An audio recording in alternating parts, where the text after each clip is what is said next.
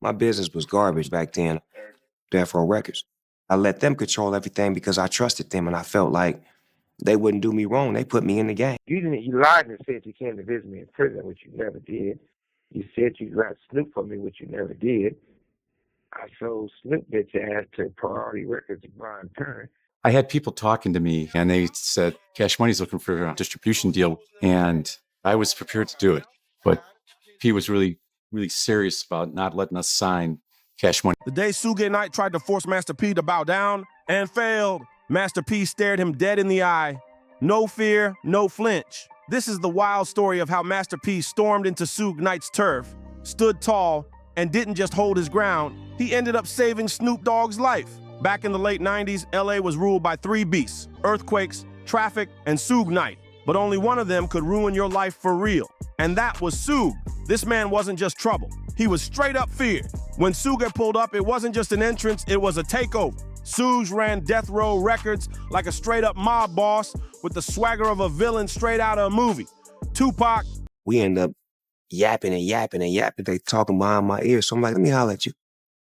So now they were like, you owe Suge apology. I'm like, Suge. Like, what? Dr. Dre and Snoop Dogg, some of the biggest names ever, were all under his thumb. So when Master P hit LA and didn't check in, that wasn't just bold, it was straight up dangerous. That was fate calling for Master P. See, Master P wasn't just some southern rapper chasing West Coast clout. Nah, he was on a whole different level. He wasn't there for a slice of the pie. He came to bake his own and serve it hot, straight out of New Orleans. P showed up with hustle, vision, and a business mind sharper than Suge's whole intimidation game. Where Suge ruled with fear, Master P ran with finesse. Suge forced loyalty. P earned it. I was working against the devil, and through the grace of God, Master P said, he made moves that flipped the industry on its head. His game? Simple but powerful. Artists should own their work. No more chains from the record labels. And guess what? That realness earned him mad respect, and a few enemies who weren't feeling it. Top of that list, Suge Knight, but he wasn't alone. Diddy and Birdman saw P as a major threat too. He was messing with their shine, changing the game, and they knew it. Master P built No Limit Records, and this wasn't just another label. Nah, it was a whole revolution. P wasn't just cutting checks. He was giving artists credit, power, and real equity. No Limit wasn't about trapping artists, it was about setting them free. And this movement, it caught fire quick. Suge was used to running the West Coast like a king, but Master P wasn't having it. He made it loud and clear. No Limit didn't bow to nobody, while Suge was out here beefing and throwing hands. He showed me how to put business because I hadn't had a record label. I was always talking that doggy style, but I didn't have no record label. Master P showed me how to put a label together, how to go get money. Master P was on a whole different level, turning his independent grind into straight up generational wealth. By the time he landed in LA, P was already building an empire brick by brick. But things got real spicy when he set his sights on signing none other than Snoop Dogg. Now, Snoop was still tangled up with Death Row, but he was fed up. He wasn't feeling it no more. He had just beaten a murder case, doctor. Dre had bounced, Tupac was gone, and Suge was locked up behind bars. By the late 90s, Death Row Records, the same label that once ruled the West Coast rap scene, was crumbling fast. Suge had built it with an iron fist, but now, legal drama and straight chaos were tearing it apart. By 1997, Death Row was barely hanging on, and it was clear. Things were about to blow up. Snoop's whole situation was a mess. His business wrecked by shady Death Row deals. He needed a way out, something clean, something fresh, far from the madness that Death Row had dragged him into. Master P came through and gave him that lifeline. No strings attached. P saw the fire in Snoop. He wasn't just some rapper, he was a star. And P knew No Limit could take him even higher. He told Snoop straight up, we run the South and we're on top. Why not join the team? The industry was shook. So it's my job to keep that on top of the rap game. Ever since we've been in it, we've been on top, so I can't let us fall. Suge's golden boy was now rocking with the Southern boss. Suge Knight wasn't about to lose his biggest artist without a fight, though. He tried to tighten his grip, tried to keep Snoop under control. But Master P, he didn't flinch. He stood tall, knowing this wasn't just business. It was survival. But Master P wasn't sweating it. He didn't care about no threats. Fear, that wasn't in his blood. P never bowed to any man, no matter how dangerous. He made the deal happen like a true boss. P pulled up to Suge Knight's prison cell face to face and got straight to business. They crunched the numbers, no games, no stalling. Master P laid down the cash, millions, for Snoop's freedom. But he didn't stop there. P threw in even more, made sure the deal was locked tight. No loose ends. Once the ink dried, it was done. Snoop Dogg was officially a no-limit soldier. And this wasn't just another record deal. This was a whole new life for Snoop. His first show under No Limit, crazy energy. Fans were hyped, showing mad love. They were ready for that fresh Snoop vibe and welcome him like family. Snoop started snapping, linking up with Mystical on hits like Gangsters, and P made sure Snoop's money was right again. He wasn't just helping him make music, he helped Snoop level up, financially and personally.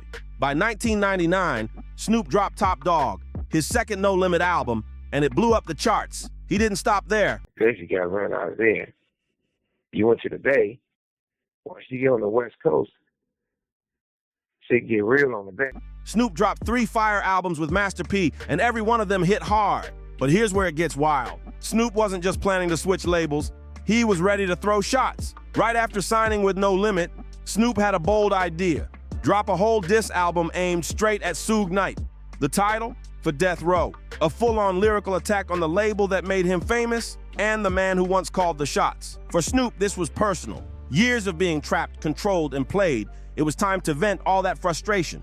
But to Master P, this move wasn't just risky, it was straight up dangerous. Suge might have been locked up, but his people, they were still out there, still heavy in the streets. A diss album like that, it would have lit the whole city up. Master P wasn't about to let that happen. Picture it. The beat was banging, the lyrics were ready, Snoop was heated and set to fire off. But P, calm and focused, stepped in. He wasn't shook, he was smart. Don't do it, he told Snoop. Not because he was scared, but because he could see the bigger picture. Dropping that album, it could have ended Snoop's career, or worse. The streets don't play, and Suge's crew still had power. Master P made the call. No diss, no war, no need to test fate.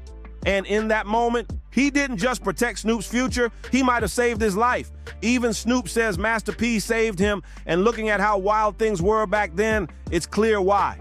Leaving Death Row wasn't just a business move. Puffy and them was rocking, but they wasn't getting no money like Master P was. And I had been around they camp, I had been around Def Jam, I was on Death Row. It was like walking away from a loaded gun.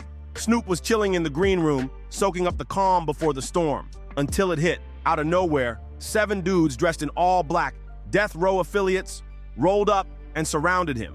The whole vibe flipped in a second. One of them leaned in close and hissed, "You owe Suge an apology." Snoop blinked like, "For what?" Then, boom, a fist flew, missed by inches, and just like that, all hell broke loose. Word hit Master P's crew out on stage. They dropped their mics mid-performance and charged backstage. Camouflage shirts and red bandanas flooded the scene. It was straight up war. Fists flying, chairs crashing, the air thick with heat and chaos. Cops swarmed in deep, guns drawn, sirens wailing, helicopters chopping the sky. Snoop, he dipped, running straight into the arms of the police. While everyone else was scrambling, thinking Death Row had got him, Snoop was already gone, vanished in the madness. Nobody knew where he was. The place was wrecked, people cuffed up, others just disappeared into the night, and somehow, this is wild, Snoop and Ray J ended up locked in a holding cell together. Like they stepped into a real-life episode of Oz. Total madness. But one thing was crystal clear after that night. Master P and his people, they weren't to be messed with. He showed the world. Master P wasn't just a rapper, wasn't just a businessman. He was a true leader. And No Limit, it wasn't just a label anymore. It was a shield, a fortress, a family. After that wild backstage showdown, Snoop was locked in, no limit for life. And P, he didn't slow down, he hit the gas. P didn't just double down, he blew it up. Music was only the first step. Next came movies. No Limit films hit hard. I Got the Hookup, Hot Boys, P was everywhere. And then, boom, a $10 million deal with Trimark. Studios didn't just want him in the mix. They wanted him running the whole show. And guess what? He didn't stop there. Wrestling was next. Yep, P brought No Limit into WCW, made waves in the ring with 2 matches, cashed out $2 million quick. He wasn't chasing belts, he was chasing bags. That's the Master P blueprint. Pivot, elevate, dominate. And then, just when folks thought they'd seen it all, P took a shot at the NBA. No joke. The Toronto Raptors gave him a preseason spot, He was out there on the court with Vince Carter and Tracy McGrady holding his own, no cap. A $3 million contract was this close until front office politics shut it down. But think about it. This man went from rap battles to running drills with NBA legends. Who does that? Through all of it, Master P stayed solid, never folded, never faked it. While Suge Knight's empire crumbled under ego and violence, Master P's legacy just kept rising, built on strategy, vision, and straight hustle. That so-called check-in, they picked the wrong one. Master P didn't just survive Suge's world, he owned it. The boogeyman got checked, and the real boss walked away wearing the crown. By the early 2000s, Suge Knight was locked up, but still running his mouth like he was calling shots. In a prison interview that went full scorched earth, Suge came at Master P hard, claiming P wasn't just inspired by death row. He was out here trying to be death row. According to Suge, Master P was hopping city to city, New Orleans, Texas, then the Bay, before finally landing in LA. And that's when Suge said things started to get real. Suge tried to clown P, saying he didn't roll with real tough guys and laughing at the idea that P was ever about that street life. But Suge didn't stop there. Nah, he came for everything. He trashed No Limit's music catalog, claiming Death Row had the real classics, The Chronic, Doggy Style, All Eyes on Me, and said nobody in prison was bumping No Limit. He even threw shade saying Master P never visited him in prison and claimed he just loaned Snoop to No Limit, like he was still calling shots. Petty, for sure. But this wasn't just talk, it was Suge fighting to hold on to whatever was left of his legacy. It was the way it was supposed to happen. These guys went and built something that was supposed to be a part of Southern hip hop too. He even went in on No Limit's signature tank logo and Master P's iconic chain, calling it all fake. And it didn't stop with music or fashion. Suge took low blows, mocking how Master P raised his kids. But here's the real kicker. While Suge was pointing fingers from a cell, P was out in the real world, making moves in music, business, and film. Suge was stuck flexing on faded memories, while P was out here building futures. Suge threw every shot he could, accused P of stealing a Tupac track, jacking female artists' ad-libs, even buying his own records to fake sales. He called P a country bumpkin trying to play big. But the truth, Suge's whole rant just showed how insecure he was, while Master P's strategy kept winning. Whether or not Master P took a little inspiration from Death Row, one thing's for sure, he did it better. No Limit artists, they got paid. Death Row artists, they got paid in stress and lawsuits. No Limit was built on ownership. Death Row, straight up chaos. So maybe Suge was right. Maybe Master P did want to be like Death Row, but only like how a student wants to outshine the teacher. They spent all this money on your album and marketing, but wasn't getting no way out ass money. On No Limit had money. Everybody on No Limit had a house, a car, two in a bank account. And in the end, that student built a legacy that still stands tall. But Suge wasn't the only giant Master P had to square up with in the hip-hop game. Back in the 90s, there was another rival, Birdman. See, New Orleans wasn't just known for gumbo, it was cooking up two of the biggest powerhouses in Southern hip-hop history, No Limit Records and Cash Money Records. On one side, you had Master P, a straight hustler from the Calliope Projects who took his grind out west and built an empire called No Limit all the way in Richmond, California. On the other side, brothers Brian, Birdman Williams, and Ronald Slim Williams, holding it down in Uptown's Magnolia Projects, launching Cash Money Records. Both camps came up around the same time, 1991. Both had big dreams, both had something to prove. But even though they were from the same city, they were never friends. Master P was out here mastering the independent hustle, selling tapes out the trunk, building that street buzz, and stacking millions. Meanwhile, Cash Money was slowly putting together a squad of their own. Early artists like Kilo G, UNLV, and Pimp Daddy gave them local clout, but things really took off when they brought in Lil Wayne, Juvenile, Turk, and BG, and locked in Manny Fresh as their in-house hitmaker. While Cash Money was still finding his footing, Master P was turning No Limit into a straight-up machine. He wasn't playing. He brought in his brothers, Silk the Shocker and C-Murder, signed the Fierce Mia X, and locked in KLC and Beats by the Pound to craft that hard-hitting No Limit sound. No Limit became a magnet for New Orleans talent. Mystical, Fiend, Kane, and Abel, Mr. Servon, Soulja Slim. The roster was deep and full of heat. And this wasn't just some local success story. P made a power move. negotiating a groundbreaking distribution deal with Priority Records, an 85-15 split in his favor. Nobody was getting deals like that. No Limit was running at full throttle, dropping albums back-to-back year after year and pulling in millions. Meanwhile, back in New Orleans, Cash Money was buzzing. But they didn't have that machine.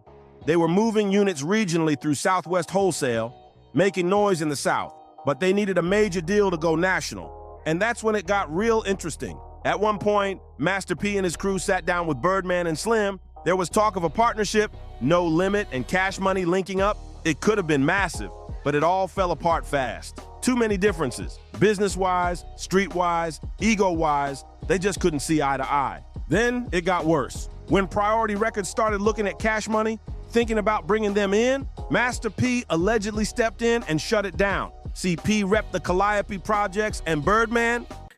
I did 3 albums with Master P. 3 albums? Yeah, when I left Death Row Records, I signed with No Limit Records, which was the hottest rap label in the industry. This is true. When I signed with No Limit Records, they was the hottest. He was pure Magnolia. In New Orleans, those lines weren't just about turf, they were deeply personal. Master P wasn't about to let a rival from across the street rise up and get on his level. No way. He slammed that door shut, and that move, it lit a serious fire under Cash Money. In 1998, Cash Money struck gold. They landed a massive distribution deal with Universal Records, an 80-20 split. And just like that, they had $30 million up front. Then came the game changer. Juvenile's 400 Degrees dropped that same year, and Cash Money's name blew up nationwide. The hit, Ha, was everywhere. And BG's Chopper City in the Ghetto kept the flames burning hot. But No Limit wasn't backing down. They clapped back with a power move, signing Snoop Dogg right after his messy split from Death Row. That wasn't just business, that was a statement.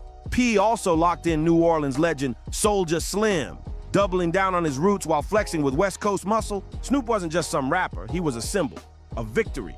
P was playing chess, not checkers, making moves that reached way beyond New Orleans. That year alone, No Limit dropped 23 albums and sold over 15 million units, pulling in around $23 million. For a minute, both No Limit and Cash Money had the streets on lock, dominating the airwaves and the charts. But then the cracks started showing. Soulja Slim was tragically killed, and the empire that once ran the South started to slip. Beats by the pound, the core of that No Limit sound, fell out with P, and the vibes shifted. By 2004, No Limit was in decline, weighed down by legal issues, internal beef, and a market flooded with too much music too fast. Meanwhile, Cash Money kept evolving. By 2009, Lil Wayne flipped the script again, launching Young Money and signing the next generation of superstars, Nicki Minaj, Drake, and Tyga. These weren't just artists. They took the Cash Money brand global, kicking off a whole new era of dominance. But let's be real, the beef between No Limit and Cash Money, that was never just about the music. This was about pride, about neighborhoods, about hustle and legacy. Master P might have been the one who opened the doors, but Birdman, he kicked them joints clean off the hinges. At the center of it all, Master P and Birdman never saw eye to eye. Not in business, not in how they moved, not in how they thought. Master P played chess, strategic, patient, always thinking 10 steps ahead. Birdman played dice, fast moves, high stakes, no apologies. And both of them, they built legacies that shaped the entire South. If P built the foundation, Birdman went and built the skyscraper right next door. Didn't knock, didn't ask, just took it. Their rivalry wasn't loud, no public wars, but it was real. And for the artists caught in the middle, loyalty wasn't just some slogan, it was about survival. When it comes to how Master P changed the music industry, the facts speak loud. If you're talking about someone who flipped the game without robbing his artists, someone who turned the whole industry on its head and made sure his people got paid. Master P didn't come into the game with no silver spoon. He came with grit, game, and a vision sharper than a box cutter. Before hip-hop got hooked on luxury cars and flashy label deals, Master P was in the streets, straight out the trunk of his car, pushing tapes hand to hand, city to city, like a lyrical trapper on a mission. While other artists were out here begging labels for a shot, P was out there building his own empire, brick by brick, from the pavement to the penthouse. And here's where the whole game flipped. 1996. Master P walked into Priority Records and walked out with one of the coldest, most legendary deals in music history. An 80-20 split, 80% for P, 20% for the label. That ain't just rare, that's like robbery in reverse, especially in a game where most artists were lucky to see 10%. P didn't just secure the bag, he locked down the whole factory where the bags got made. While others were focused on just dropping hits, P was busy making history. Even Snoop Dogg said, "There was no real money in rap until Master P showed us the business side. Death Row had the power, but No Limit had the money." P didn't just give his artists beats, he gave them homes, cars, respect, and most importantly, a fat check. No shady contracts, no tricks, just loyalty and business. And while most rappers left promotion to the label, Master P was the label. He paid for his own marketing, hit the road himself, pushing CDs like Wait. He knew his worth and made sure the industry paid every penny of it. He didn't play small either. He dropped $25,000 hiring Michael Jackson's lawyer to lock in that Priority deal, and then flipped every dime he had from his retail store straight into promoting his music independently. Bet, VH1 radio, in-store posters, you name it, Master P covered it. Every time his music touched down in a new city, P had already been there, leaving gold tank tracks everywhere he went. When his album Ice Cream Man dropped, it didn't just go gold, it exploded like fireworks lighting up Bourbon Street. 500,000 copies sold, and guess what? P kept 80% of the profits and owned 100% of the masters. He got to own his masters, which was a wonderful thing. It was an 80-20 split, if I remember correctly. It did grow to be an 85-15. That ain't just hustle. That's straight up legacy building. But the industry wasn't feeling it. Priority Records was only getting crumbs. They tried to bleed him with marketing fees. $200,000 here, $300,000 there, for stuff P was already doing on his own dime. But P wasn't about to get played. He smelled the BS from a mile away. Instead of crying foul, P played chess. He finessed the whole system, told Priority he was launching a new label, new No Limit Records, and needed funding to promote other artists. That money, P flipped it right back into his own campaigns. The game might have belonged to the industry, but the hustle, that was all his. While other labels were robbing their artists blind, Master P was handing out vision. He didn't just sign rappers. He turned them into CEOs, business owners, and brands. He showed the hood we didn't have to get exploited to win. Independence was the real flex. Master P didn't just make money in rap, he made rap make money. If you're feeling this story and respect the grind, don't forget to like, subscribe, share, and drop a comment below. Let's keep this conversation going. Who else flipped the game like Master P? Let's talk about it.